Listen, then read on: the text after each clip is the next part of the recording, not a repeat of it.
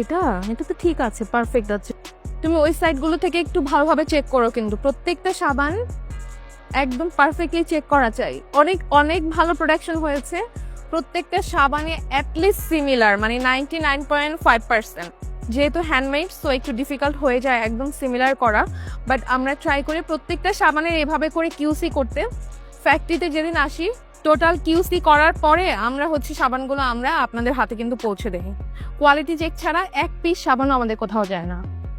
এই যে এখানে পুরো 90%ই গোট মিল্ক আছে, মানে ছাগলের দুধ। আর এটা কাশ্মীরের জাফরান, যেটা আমরা দিয়ে থাকি।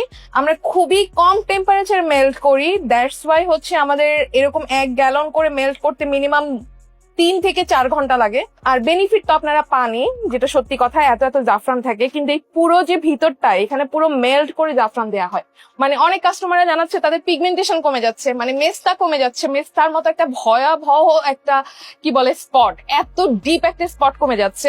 সোপটা আমরা যখন বানাই, সোপটা এমন থাকে, আর জাফরানটা ভারী হবার কারণে সেটা সবসময় নিচের সাইডেই চলে যায়। কোয়ালিটি চেক করার সময় আমাদের সাবানগুলোকে সবসময় আমি এইভাবে করে সাজাতে বলি সবাইকে।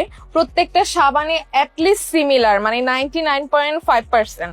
যেহেতু হ্যান্ডমেড, সো একটু ডিফিকাল্ট হয়ে যায় একদম সিমিলার করা, বাট আমরা ট্রাই করি প্রত্যেকটা সাবানের এভাবে করে কিউসি করতে।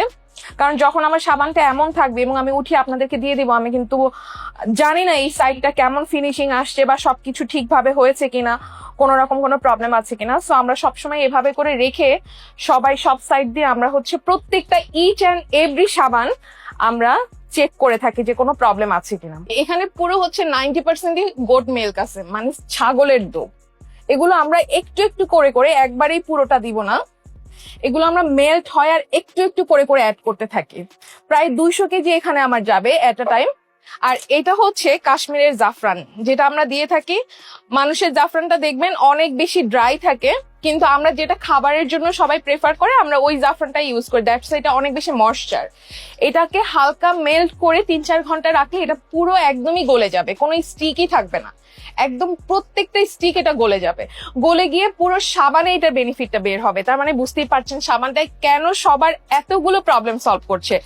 মানে অনেক কাস্টমাররা জানাচ্ছে তাদের পিগমেন্টেশন কমে যাচ্ছে, মানে মেস্তা কমে যাচ্ছে। মেস্তার মতো একটা ভয়াবহ একটা কি বলে স্পট, এত ডিপ একটা স্পট কমে যাচ্ছে।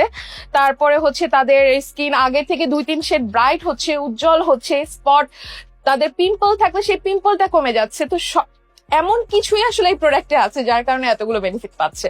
এত পারফেকশন, আপনি প্রত্যেকটা সাবান দেখেন, কোনোটা থেকে কোনোটা 1% ডিফারেন্স খুব মিনিমাম, সেটা হয়তো বা আপনি পেতে পারেন, বাট এত পারফেকশন না হলে আসলে সম্ভব না। এটার পিছনে অনেকগুলো মানুষ একই সাথে কষ্ট করে।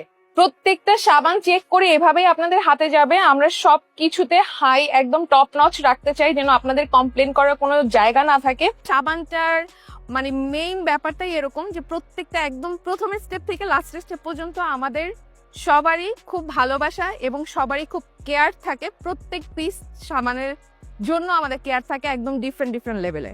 So thank you so much সবাইকে।